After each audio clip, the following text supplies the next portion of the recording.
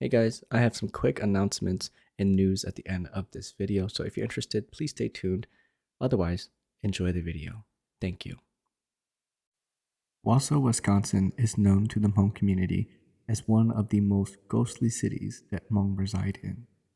You often hear stories that include haunted houses, haunted public parks, Indian burial grounds, haunted lake and rivers, haunted shelter homes for juveniles, and many, many, many more. I lived in Wausau for around 10 years, and I saw my share of the supernatural. I even lived in a haunted house at one time, but due to my good fortune, I never experienced any poltergeist or any spirits in that house.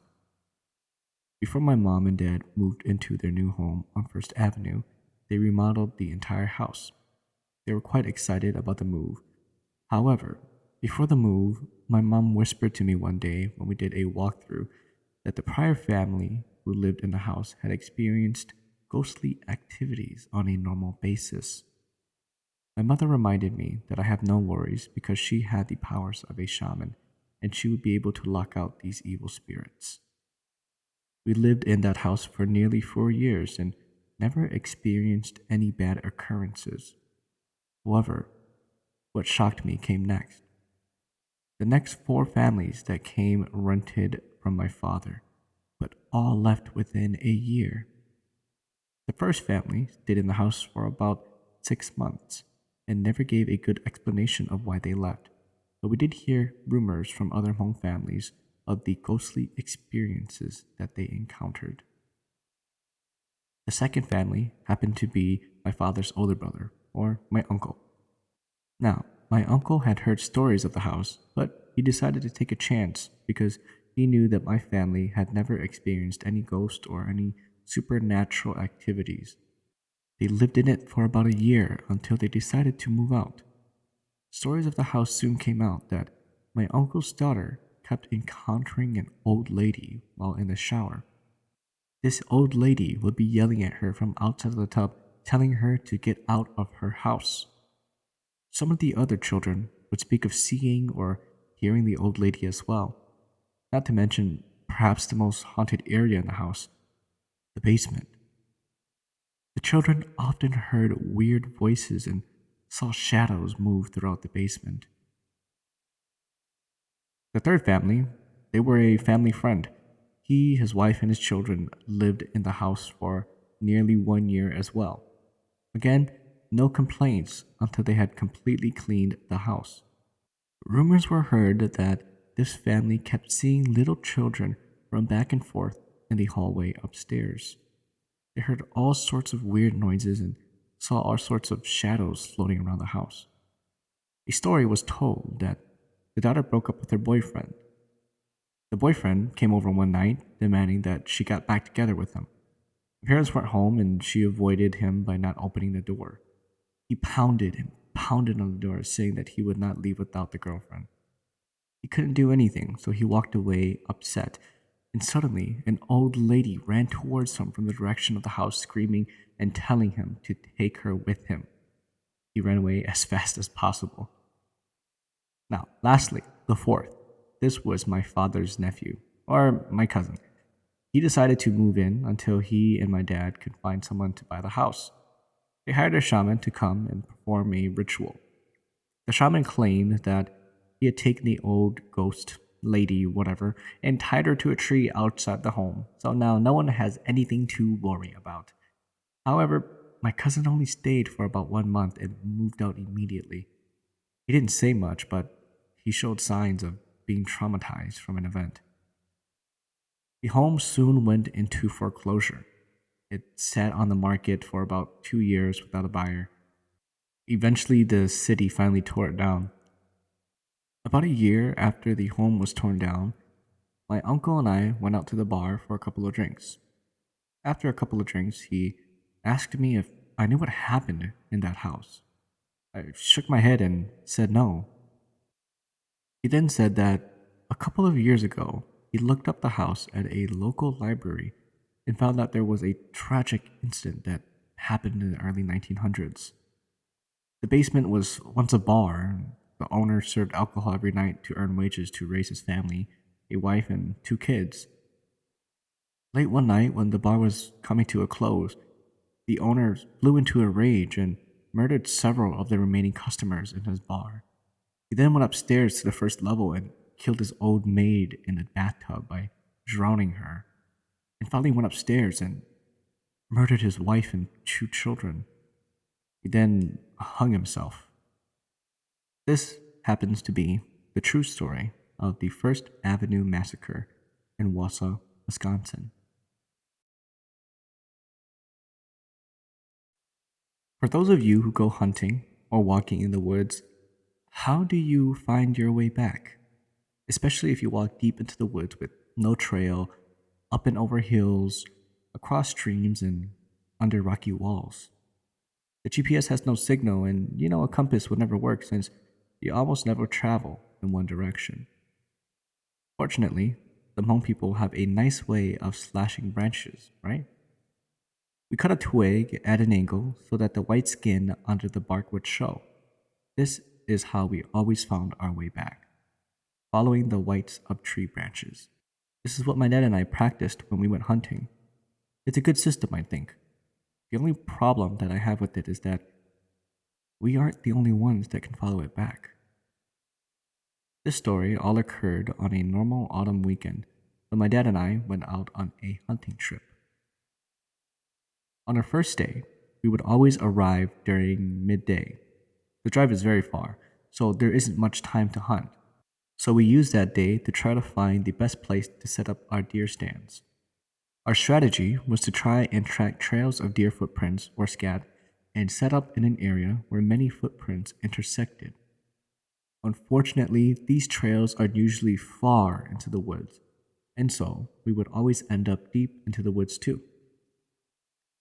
As we followed trails further into the forest, we would always mark our trees, like how I mentioned before. A slash to a twig, and we would walk, slash a twig, and we would walk some more.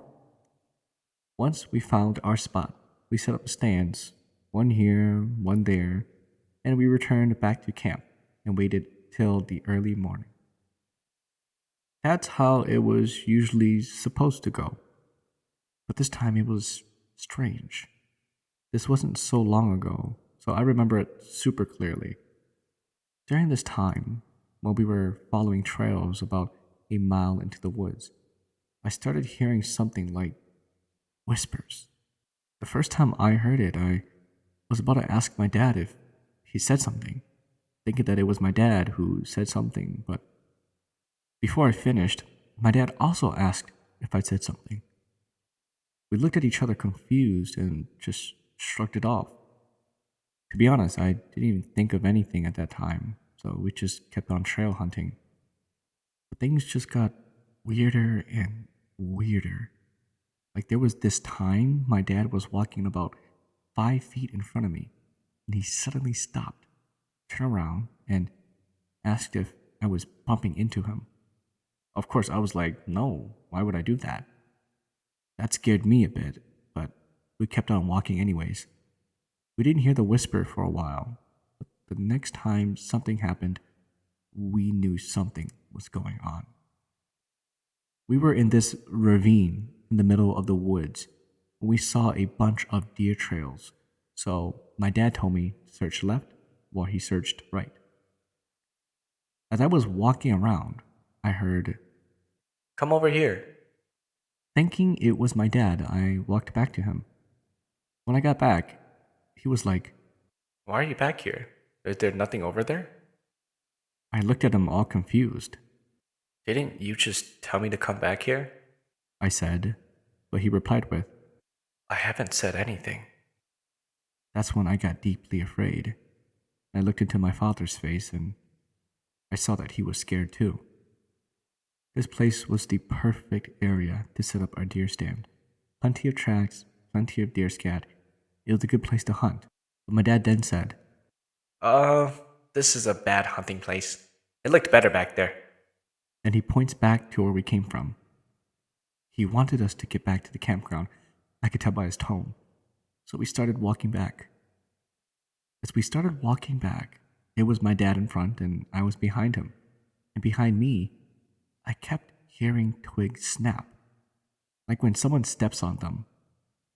In the woods, it's normal to hear twigs snap or leaves being blown around, but this didn't seem normal.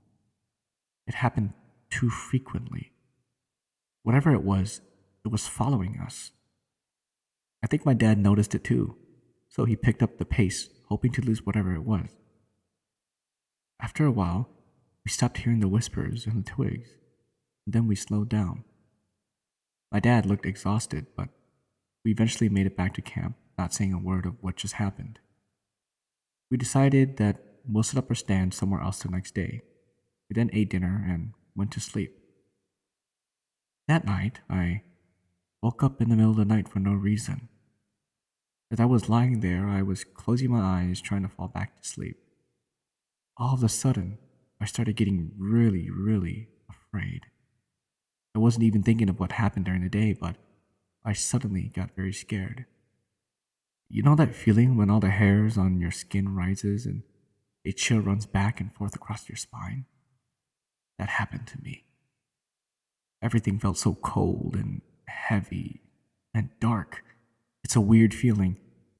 It's a feeling like someone is watching you and about to touch you, and you know it, but you don't want to check to see if it's true or not because you knew that if you opened your eyes, you would regret what you saw.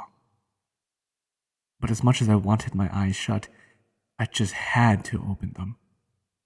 At first, I didn't notice anything, but it took only a few seconds for me to notice that there was something outside of my tent. It was right outside my side of the tent, casting a shadow over it. I freaked out, and in my head, I just made up a story that it was a tree, that it was just a tree. And I closed my eyes shut. I laid there for what seemed like a long time, pretending like I was sleeping.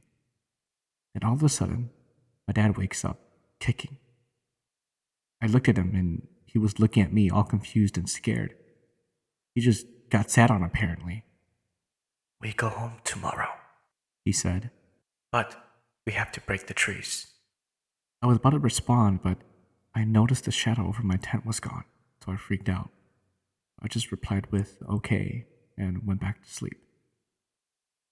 The next morning, my dad told me about his dream. He dreamt that he was in the same woods being chased by the spirit. My dad was running back to the campsite, but the spirit told him, "You can run, but I know how to find you." My dad said he woke up right then, but he couldn't move. During that time, he could somehow tell the spirit was tracing our cuts on the trees and walking towards us. The spirit made his way to the tent, but after a while, it just walked back into the woods. And that's when my dad was released from being sat on. So after all this, my dad was like, "We have to go back to break the branches, or it'll follow us home." And so we did. We went back and just bent the branches until it broke. Nothing else happened, thank goodness. We just broke a majority of the branches and we went home. But as a follow-up story, my dad later told me that some people who are followed by ghosts and spirits go and leave the spirits in the woods so they won't follow them back. Sometimes other people run into them. When I was about 12 or 13 years old, I went hunting with my uncle since it was hunting season. I was already experienced with hunting and fishing since it was like a hobby for my family and I.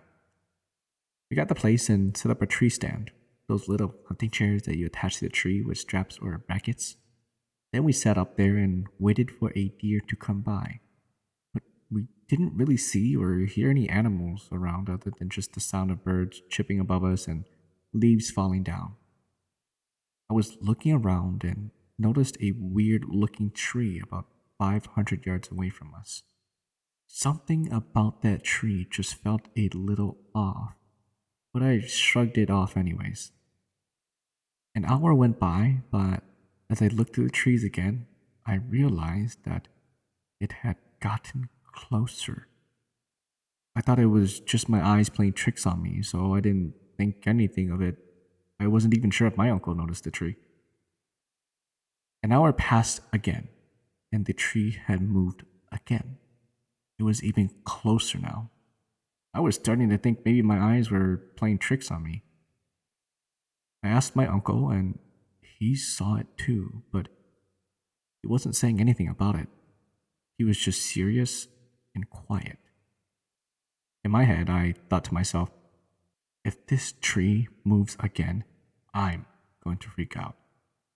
To my terror, it actually moved. The tree was getting closer and closer to us. I could see the tree much more clear now. Alright, there's no deers today, so let's head back home. My uncle said before we started to leave and head back into the car. He didn't say anything to me until we were out of the forest. He finally then asked me, You saw a tree? which I said yes. You saw a tree, but I saw something different. To you, it was a tree, but to me, it was a little girl. She was just standing there watching us. Each hour, she would move closer and closer to us. The whole time you saw a tree moving closer, but it was actually a little girl that was moving closer to us. My uncle said. I was shocked and scared to hear, but I'm very glad that we left.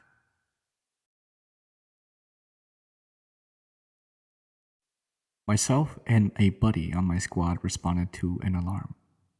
The incident location was an old office type building that had been converted to a doctor's office. There was a pharmacy attached to it. Our dispatch received a motion signal from an upstairs office.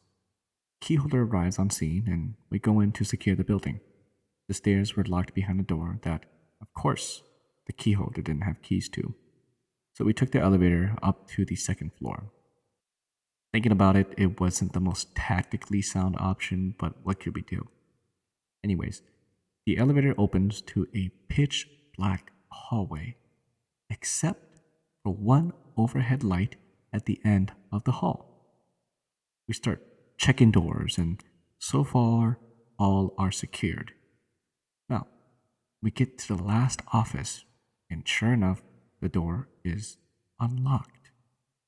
We make entry and observe it to be an unused office. The door opened to a sizable waiting room and reception area. There were about 10 or 12 exam rooms. All of it was cleared with no hiccups. We then exited the office and immediately something seems off. That is when I realized that the overhead light at our end of the hallway that had been on was suddenly off, replaced by another light over by the elevators. I looked at my squad mate and he's completely white. I asked him, what is wrong? And he says, Weren't all those doors we just checked closed and locked? I tell him, Yeah? So what? my buddy says, Well, now they're just standing open. sure enough, all the offices down the hallway we had just checked were now standing open. Stress and anxiety started to build up. We went back and started clearing offices and securing them. We completed the last office, and on our way out, just before we turned the corner to get into the waiting area, the main door just slammed shut. Then our radio started going nuts with some kind of static feedback. Now, during that time, I just wanted to get the hell out of there. We get back in the elevator and head down to the first floor to make contact with the keyholder again. However, the keyholder is nowhere to be found. I contact dispatch and request a callback number for the keyholder so I can advise him of what we found. Dispatch states that the keyholder was still en route to us and was advising an ETA of 5 minutes. I was confused, and that's when I advised dispatch that we had already been out with the keyholder. Dispatch requested I give him a call. So I called dispatch, and she tells me that there was no way we were out with a key holder. She states that the alarm company had only just made contact with one. Eventually, the real key holder arrives on scene, and I ask her about the man that had just let us into the building. She asked me to describe him, and so I did. She states that it sounded like one of the doctors that used to lease the office on the second floor at the end of the hall. She then states that he had committed suicide at his summer home several days ago. I still won't go back there. I used to work at a law firm in downtown Minneapolis in one of these old, tall buildings. This building that I used to work at is at least over 100 years old. Surprisingly, it's still in good condition. Anyways, something happened to me, which I will tell you a little bit about later on, that led me to find out about the secret to this building. The property management and my bosses tried to hide from everyone the real story because they didn't want anyone to find out. The day that this incident happened to me, one of my coworkers revealed to me that 3 months prior to them hiring me, a young Hmong girl hung herself.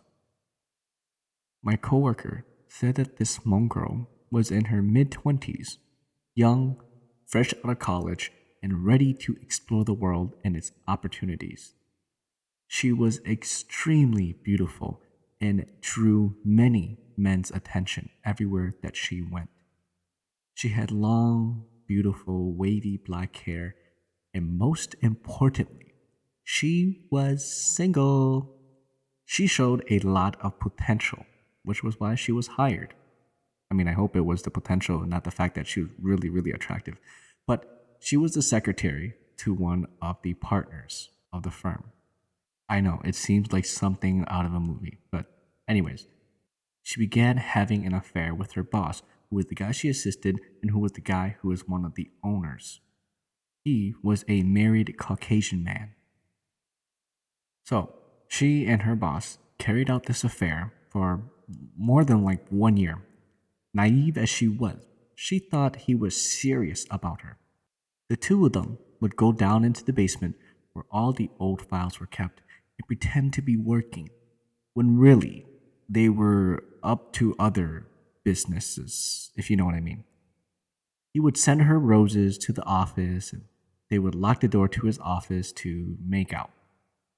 No one knew anything until one day she grew tired of hiding and sneaking around. She wanted him to commit to her. She wanted to live with him, be his wife, have his kids. But of course, he chose his wife over her. She was only a side piece. His wife was a judge in Ramsey County, but she was a couple of years older than him. He liked the Hmong girl because she was wild and young, but he was only fooling around with her. He couldn't see himself settling down with her. She was nothing compared to his successful wife. The Hmong girl was devastated. One night, he broke their affair off. She didn't show up to work the next day. Assuming that she was heartbroken and wanted to avoid him, he didn't do anything. He didn't call or search for her until 4 days later, when one of his staff members had to go down into the basement to get an old file. In the basement, they discovered her body dangling. She had hung herself. The room stunk so bad. No one went down there for weeks. They were too terrified. 3 months later, they hired me to work for them. Part of my job was going to the filing room in the basement. They thought that if they didn't tell me the story, that I wouldn't be scared to go down there. My first time going down there, someone went with me. I didn't suspect anything because we were in and out of there so quick. After the first time going in there, they just let me go by myself, saying that 2 people don't need to go to just get 1 or 2 files. I wasn't scared or anything because I didn't know. So, on my second time going down there, I took the elevator down like usual. It opened up right into an empty hallway. No one hardly goes down there into the basement because that's where all the old, dusty, closed files are kept. I wasn't spooked yet, though. I walked down the hallway and entered the room. I was searching in one of the cabinets, and all of a sudden, the light in the room was blinking. I was so scared. I turned around and ran to the door, but it slammed shut on me. I tried to open it with all my might, but I just could not open the door. I pounded on the door and yelled so loud, hoping that someone will hear me. Then the lights went off. As soon as it turned off, I screamed even louder, so loud that every person on the second floor upstairs would have gone deaf. That's how scared I was. Suddenly, I heard breathing close to me. It was so dark, but I could hear and feel it breathing so close to me, like right into my ear. I was so scared that I fainted. The next thing I knew, paramedics, firefighters, everybody that I worked with was in the room surrounding me. They were bringing me to the hospital because they said that I would not wake up. I was recovering at the hospital when one of my coworkers revealed to me the story of the old building. My coworker told me that she had experienced paranormal activities many times working late at night in that building, but nothing like what I had encountered. I guess it's because her experiences were from friendly ghosts who died from a long, long time ago. The ghost that I encountered died out of anger and rage and sadness. After I heard about this story and my experience, I left the place. They were scared that I might just sue them, so much so that they gave me a big and hefty severance package. A severance package is a contract that says they will pay you a certain amount when you leave a company for a reason. Let's just say that my severance package was really big, so big that I was able to buy a house.